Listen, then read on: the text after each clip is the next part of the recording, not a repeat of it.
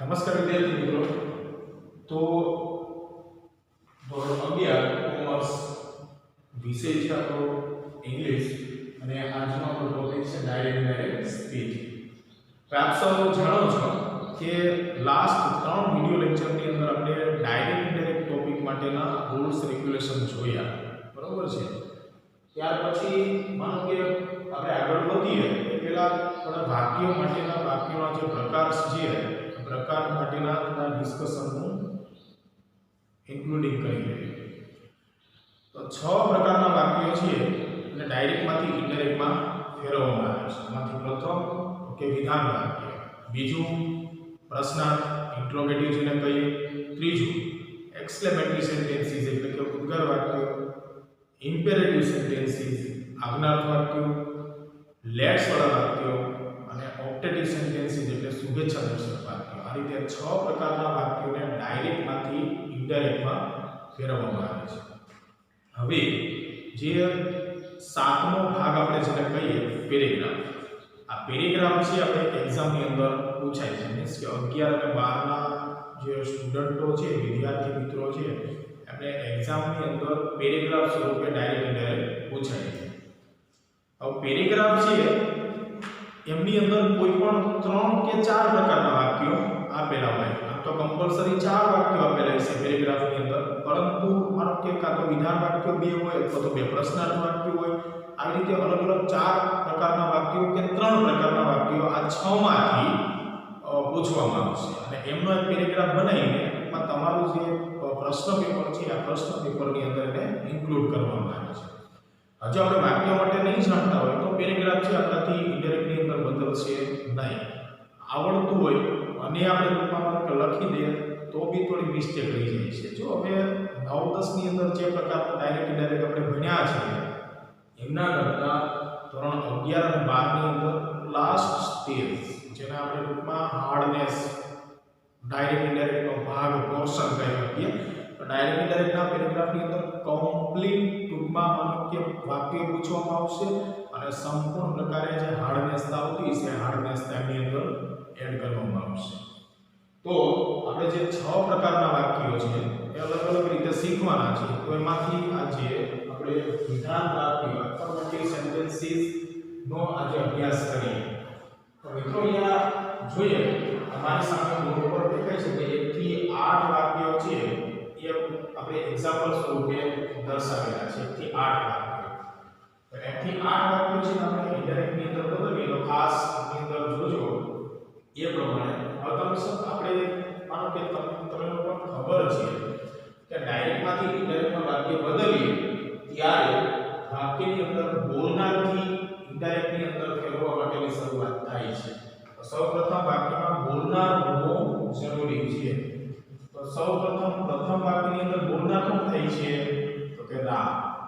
ત્યાર પછી અહીંયા સેલ ટુ એટલે કે રિપોર્ટિંગ વર્બ જેને આપણે ગુજરાતીની અંદર કહીએ કથન ક્રિયાપદ. તો કથન ક્રિયાપદની સંખ્યા ટોટલ 10 ની છે જે આપણે પ્રથમ વિડિયો લેક્ચરની અંદર જોયા. કે ડાયરેક્ટમાં કથન ક્રિયાપદ xyz આપ્યું હોય તો ઇનડાયરેક્ટમાં એનું ફોર્મ ક્યુ થાય આ બધું આપણે જોઈએ. તો અહીંયા જે કથન ક્રિયાપદ સેલ ટુ આપ્યું છે એ ભૂતકાળનું આપેલું છે. ભૂતકાળનું છે સેલ ટુ એ પ્રમાણે જોઈએ તો અહીંયા શું થઈ જશે ઇનડાયરેક્ટની અંદર ડોટ. ત્યાર પછી ત્રીજા નંબર ઉપર મૂકી આપણે સાંભળનાર એટલે કે સીતા. હવે 4 નંબર ઉપર તો કે વિધાન વાક્ય માટેનો સંયોજક આવે છે ધેટ.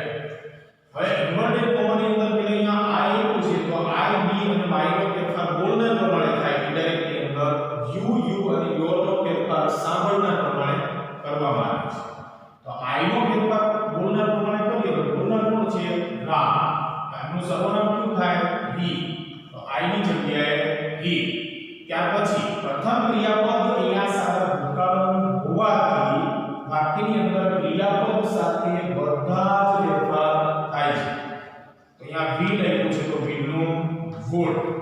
ત્યાર પછી હવે મુખ્ય ક્રિયાપદ તો કે બ્રિંગ. અહીંયા ધીસ આવ્યું છે તો કોષ્ટકના નિયમ પ્રમાણે ધીસ નું ધેટ. ત્યાર પછી ડિયર ફોર યુ નો ફેરફાર સાંભળનાર પ્રમાણે કરીએ અહીંયા સી છે સીતાનું સર્વનામ થાય છે સી. પણ ત્યાં યુ ની વધુ આપેલી છે એટલા માટે સી ની કર્મ વિભક્તિ એટલે કે સીતાની કર્મ વિભક્તિ અહીંયા મૂકવી પડે એટલે કે હર. આવી રીતે બીજું વાક્ય. તો બીજા વાક્યની અંદર બોલનાર થાય છે ટીચર. ફરી પાછું અહીંયા પ્રથમ ક્રિયાપદ સાથે ભૂતકાળ નહીં પૂછે સેડ ટુ, તો નિયમ પ્રમાણે ટોલ્ડ. સાંભળનાર ની અંદર મુકાઈ છે ધ સ્ટુડન્ટ્સ. વિધાન વાક્ય માટેનું સંયોજક થાય છે ધેટ.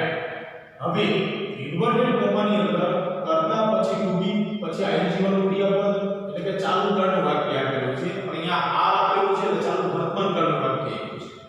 ઇનડાયરેક્ટ ની અંદર એને બદલીએ એટલે ચાલુ વર્તમાન કાળનું ચાલુ ભૂતકાળનું વાક્ય બને, ચાલુ ભૂતકાળ બને. ક્યારે?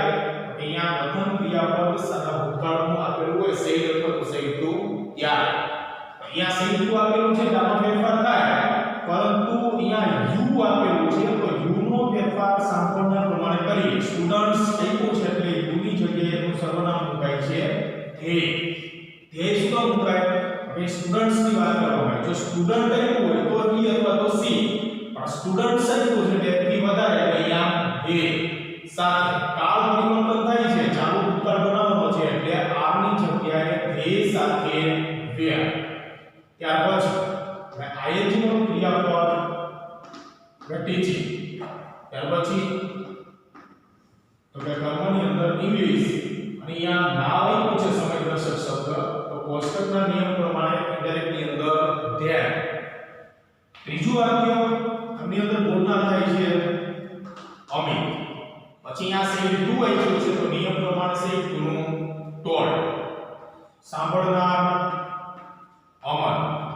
વિધાન વાક્ય માટેનું સંયોજક થાય છે ધેટ. અહીંયા અમિત છે પ્રથમ વ્યક્તિ, અમર છે બીજો વ્યક્તિ અને રાહુલ છે ત્રીજો જ વ્યક્તિ છે. એમાં કોઈ ફેરફાર નહીં થાય. રાહુલનું રાહુલ, પરંતુ ભાઈ ઈઝ સાથે આઈએનજી વાળું ક્રિયાપદ એટલે કે ચાલુ વર્તમાનકાળનું વાક્ય છે અને ઇનડાયરેક્ટ ની અંદર બદલીએ એટલે ચાલુ ભૂતકાળનું વાક્ય બને. ક્યારે? કે પ્રથમ ક્રિયાપદ અહીંયા સાદા ભૂતકાળનું હોય ત્યારે. અહીંયા સેડ ટુ સાદા ભૂતકાળનું પ્રથમ ક્રિયાપદ આપ્યું છે એટલે ઈઝ ની જગ્યાએ આપણે કાર ટ્રાન્સફર કરવા માટે વોઝ. રાહુલ વોઝ. ત્યાર પછી આઈએનજી વાળું ક્રિયાપદની અંદર મૂકીએ ગોઈંગ ટુ સ્કૂલ અને ટુડે શબ્દ આપ્યો છે એની જગ્યાએ ધેટ ડે. 4 નંબરનું વાક્ય. તો વાક્યની અંદર બોલનાર થાય છે મધર. ત્યાર પછી ત્યાં સેઝ ટુ સાદા વર્તમાનકાળનું પ્રથમ ક્રિયાપદ આપ્યું છે તો નિયમ પ્રમાણે સેઝ ટુ અહીંયા જોઈએ તો શું થાય તો કે ટેલ્સ. ત્યાર પછી સાંભળનાર બી. વિધાન વાક્ય માટેનું સંયોજક ધેટ. તમે સૌ જાણો છો કે ભાઈ પ્રથમ ક્રિયાપદ સાદા વર્તમાનકાળના અને સાદા ભવિષ્યકાળના આપેલા હોય તો ઇનડાયરેક્ટ ની અંદર વાક્યને બદલીએ ત્યારે ઇન્વર્ટેડ કોમાની અંદર જે વાક્યનો કાળ આપેલો છે એ કાળમાં કોઈ ફેરફાર નથી થતો. સાદો વર્તમાનકાળ હોય તો વર્તમાનકાળ, ચાલુ વર્તમાનકાળ હોય તો ચાલુ વર્તમાનકાળ, ભૂતકાળ હોય તો ભૂતકાળ, એમને બદલીએ છીએ. તો વાક્યની અંદર આપણે જોઈએ કરતા plus have plus prepare. Have plus V3 આપ્યું છે એટલે પૂર્ણ વર્તમાનકાળનું વાક્ય છે. પ્રથમ ક્રિયાપદ અહીંયા સાદા વર્તમાનકાળનું છે એટલે પૂર્ણ વર્તમાનમાં પૂર્ણ વર્તમાન જ રહે, એમાં કોઈ ફેરફાર નહીં. પરંતુ ત્યાં વાક્યની શરૂઆતમાં જે I આપ્યું છે તો I નો ફેરફાર બોલનાર એટલે કે મધર પ્રમાણે કરીએ તો સર્વનામ મળે છે સી. સાથે કાળમાં કોઈ ફેરફાર નથી કરવાનો એટલે સી સાથે હેવ રૂપ આવે છે હેઝ. ક્રિયાપદનું V3 એમને એમ જ પ્રિપેર્ડ અને કર્મની અંદર સ્વીટ ડિસીઝ. 5 નંબર. તો વાક્યની અંદર બોલનાર થાય છે હી. અહીંયા સેડ ટુ આપ્યું છે તો નિયમ પ્રમાણે મૂકીએ ટોલ્ડ. સાંભળનાર કે હર. વિધાન વાક્ય માટેનું સંયોજક થાય છે ધેટ. હવે જોઈએ કે પ્રથમ ક્રિયાપદ સાદા ભૂતકાળનું આપ્યું છે તો ઇન્વર્ટેડ કોમાની અંદર કાળ આપ્યો છે તેમાં ફેરફાર થાય. જે કાળ આપ્યો I plus have plus been plus ing. have plus been plus V4 આપેલું હોય તો ક્રિયાપદનું ing નું ફોર્મ આપેલું હોય તો એ પૂર્ણ ચાલુ પૂર્ણ વર્તમાન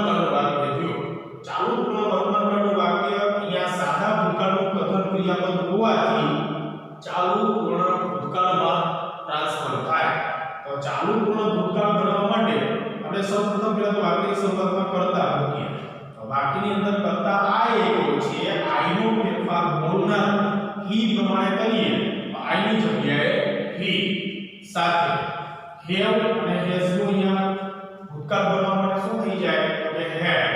ત્યાર પછી બીન એમને એમ જ આઈ જો ક્રિયાપદ લિવિંગ એ પણ એમને એમ જ insurance for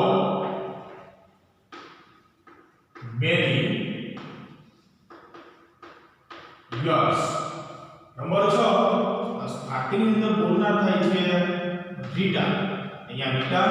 ત્યાર પછી પ્રથમ ક્રિયાપદ સાદા ભૂતકાળનું સેજ ટુ આપ્યું છે તો નિયમ પ્રમાણે ટોળ. સાંભળનારની અંદર આવે છે રીના. વિધાન વાક્ય માટેનું સંયોજક થાય છે ધેટ. એટલે આઈ નો ફેરફાર બોલનાર પ્રમાણે તો બોલનાર કોણ છે અહીંયા રીટા. તો અહીંયા આઈ ની જગ્યાએ સી સાથે અહીંયા સો એન એક્સિડન્ટ યસ્ટરડે. સાદા ભૂતકાળનું વાક્ય એવું છે કથન ક્રિયાપદ અહીંયા સાદા ભૂતકાળનું સંયોજક આપ્યું છે તો સાદા ભૂતકાળનું પૂર્ણ ભૂતકાળ બને. પૂર્ણ ભૂતકાળની વાક્ય રચના કઈ છે કર્તા plus had plus V3 plus કર્મ પ્લસ અન્ય શબ્દ. તો અહીંયા કર્તા તો મુકાઈ ગયો સી. એના પછી વાક્ય રચના પ્રમાણે કયો ક્રિયાપદ ઘટે છે તો કે ટુ હેવ નું ભૂતકાળનું રૂપ હેડ. હવે હેડ મુકાઈ ગયા પછી પ્લસ કરીને ક્રિયાપદનું V3. અહીંયા જે 100 V2 આપ્યું છે તો V3 એટલે કે સી. તો સી હેડ સીન. ત્યાર પછી કર્મ એમને એમ એન એક્સિડન્ટ અને અન્ય શબ્દ જે yesterday આપ્યું છે તો yesterday નું નિયમ પ્રમાણે the previous day અથવા તો the last day અથવા તો the day before. ત્રણ શબ્દો થાય છે. હવે એવી જ રીતે હવે 7 નંબરનું વાક્ય છે તો વાક્યની શરૂઆતમાં બોલનાર થાય છે ધારા. ત્યાર પછી સેડનું સેડ. એમાં કોઈ સાંભળનાર નથી એટલે સાંભળનાર મૂકવાની જરૂર નથી પણ ડાયરેક્ટ સંયોજક મૂકીએ વિધાન વાક્ય માટેનું ધેટ. ધારા સેડ ધેટ. અહીંયા ડાયરેક્ટ વાક્યની અંદર વી આપેલું છે. ડાયરેક્ટમાં અમે બોલીએ પણ જ્યારે બે વ્યક્તિ વચ્ચેની વાત કોઈ ઇનડાયરેક્ટની અંદર ત્રીજો પરોક્ષ સ્વરૂપે ત્રીજો જ વ્યક્તિ કોઈ કરે તો અમે એમ થઈ જાય તેવો.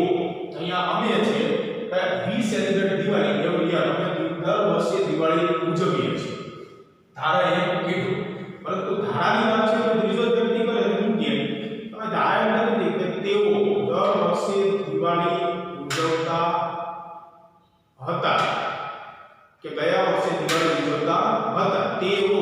ચલો તો તેઓ માટે વી નું શું થઈ જાય છે ઇનડાયરેક્ટ ની અંદર ધે. ત્યાર પછી પ્રથમ ક્રિયાપદ અહીંયા સાદા ભૂતકાળનું છે.